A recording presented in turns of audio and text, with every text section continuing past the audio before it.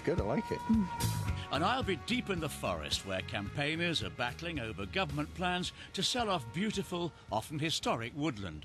Not just here, but right across England. Would new private owners still let us in? I'll be investigating. And also on CountryFile, Adam finds...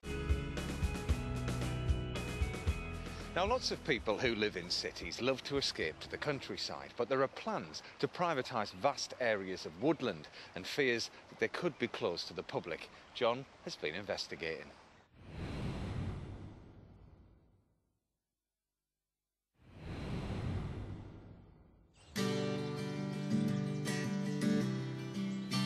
Quiet, remote and teeming with wildlife, forests are vital pieces of the jigsaw that makes up our much-loved English landscape. Some have been around for hundreds of years, others are more recent.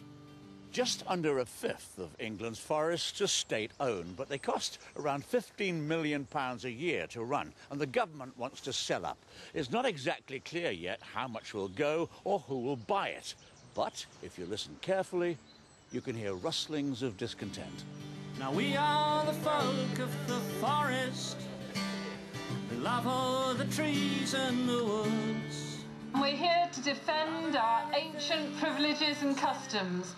We're here to protest and to voice our concerns about government plans to sell off the public forest estate in England. Will be sold out from under. 3,000 people joined this protest in the Forest of Dean in Gloucestershire, setting fire to wooden Houses of Parliament in a symbolic act of defiance. They were worried that the forest could be sold to private owners. But on Thursday they claimed a victory when the government announced the forest would not be included in the sell-off. Concern about England's forests as the government floats plans to sell some of them off. There was a lot of worry and a lot of concern here that if it was handed over to the private sector, the fences would go up very soon afterwards. But all morning, ministers have been stressing that that is simply not the case. We're not going to sell off the forests. In fact, we're going to provide greater protection for the public so future generations will be able to go on walking, riding, cycling in the forests and woods. Round one to the campaigners, but they say the battle has only just begun. The government plans to pass on so-called heritage forests like the Forest of Dean and the New Forest in Hampshire to charitable trusts. But what of other important publicly owned woodland across England? £250 million could be raised by selling 1,000 square miles of it to the private sector. Ministers say they'll guarantee continued access and will maintain management standards, but not everyone is convinced. These days, forests are used by all kinds of people, not least cyclists and mountain bikers, getting even more popular. But there's no guarantee that private owners would want this kind of thing on their land. We still want to maintain the rights that we've got and also the trails that are here at the moment. I'm very worried because I can't see any private owner going to the same lengths that the Forestry Commission has gone to. But it's not just access that people are worried about. The way that woodland would be managed is another concern. Here in the Forest of Dean, that's the responsibility of the Forestry Commission. Well, this is incredible, isn't it? I mean, state-of-the-art lumberjacking. Yes, that's right. It's a timberjack machine. It's doing the work of about 20 chainsaw operators. It's currently working for a crop of Douglas fir that was planted 45 years ago. To thin it out so that the remaining trees can grow on for another 70, 80 years to produce a really cracking stand of trees here in the Forest of Dean. The Forestry Commission was founded after the First World War when the timber needed for the war effort had reduced Britain's woodlands to an all-time low. Nearly 100 years later, its role is much wider. We started off in 1919 very much as an organisation growing timber to see us through another world war. But since then we've moved very much on to providing public benefits, wildlife conservation and also managing the whole landscape. But that must come at some kind of financial cost, really, because if you're not totally concerned with forestry, you're losing some money.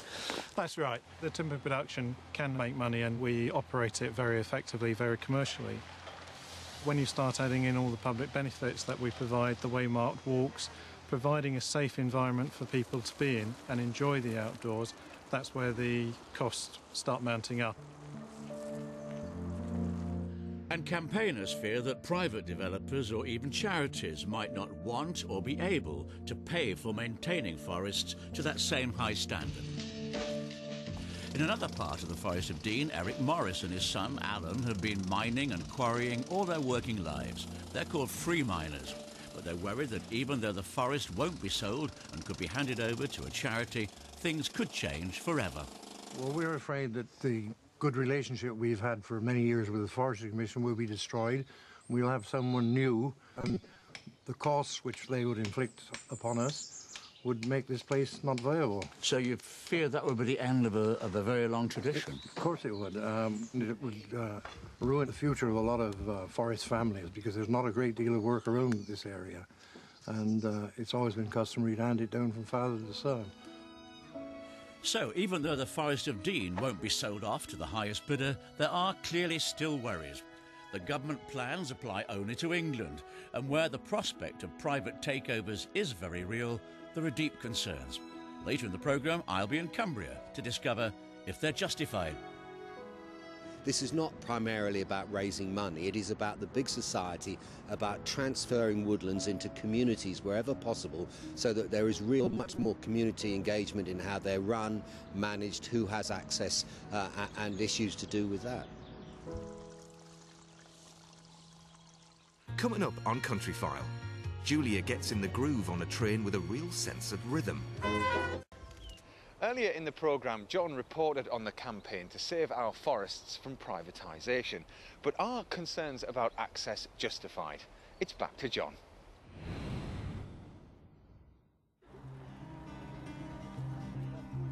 Nearly a fifth of England's forests are owned by the state, but the government wants to offload them, and that's proving highly controversial. We shouldn't even have to consider the question, do you wish to buy your forest? Because it already belongs to us. What I want to know is whether handing over woodland to the private sector is necessarily a bad thing.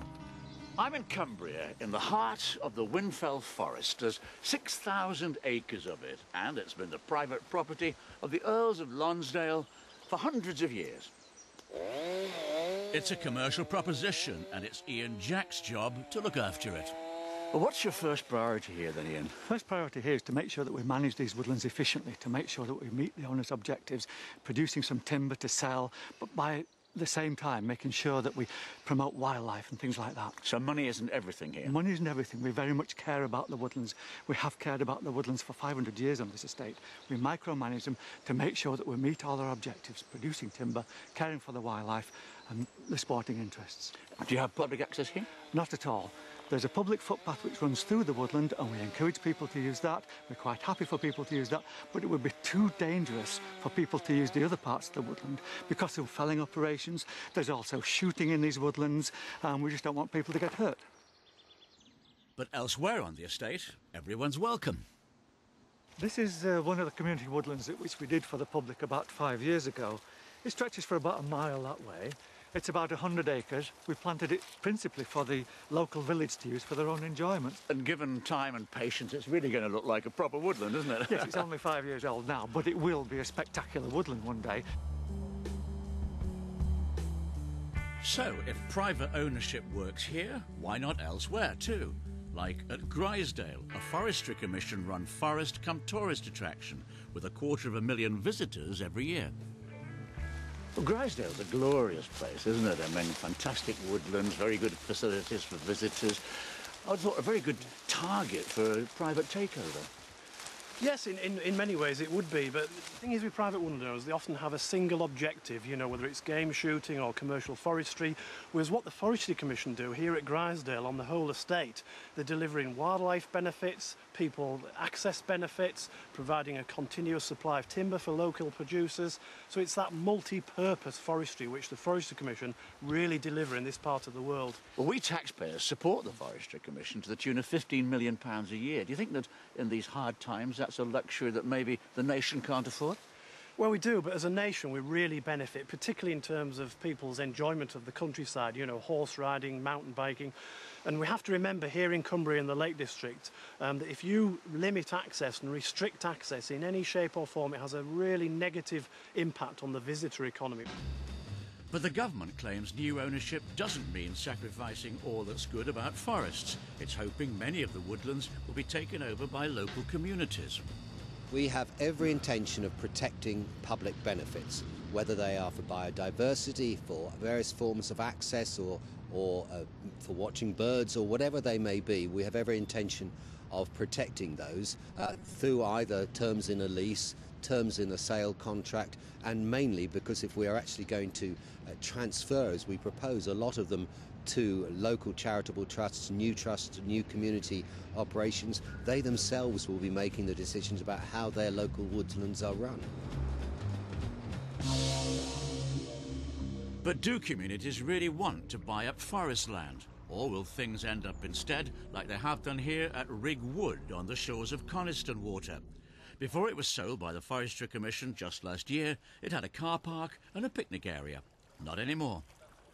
The government is saying we've got nothing to worry about if the forests are sold off because our legal right to roam is protected. But I think this is a really stark example of how there's all the difference in the world between somewhere that's designed to encourage and enable us to enjoy it with car parks and picnic areas, signs, wheelchair accessible paths, and this somewhere you'd have to climb over this gate to get in. Yeah, which obviously not everyone's able to do that.